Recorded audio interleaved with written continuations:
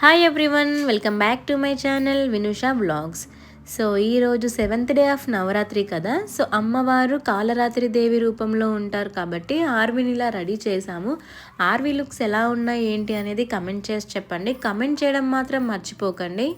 Actually ఈ look చేయడానికి చాలా ఆలోచించాము, ఎందుకంటే ఆర్వి తనకు తాను చూసుకొని భయపడుతుందేమో అని చెప్పి.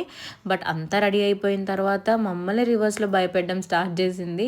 ఈ లుక్ చూస్తుంటే మాత్రం చాలా రియలిస్టిక్గా అనిపించింది. డైరెక్ట్గా కాళీమాతను చూస్తున్నట్టుగా అనిపించింది.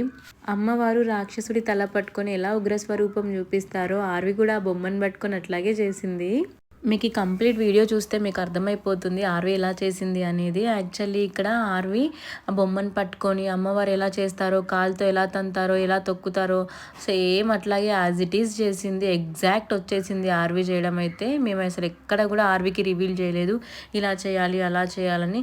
తనే కత్తి పట్టుకొని ఉగ్రస్వరూపం చూపిస్తూ బొమ్మ తీసుకురాగానే, బొమ్మ చేతికి ఇవ్వగానే తనకు తనే అన్నీ చేసేసింది. చాలా హ్యాపీ అనిపించింది తను అలా చేస్తుంటే.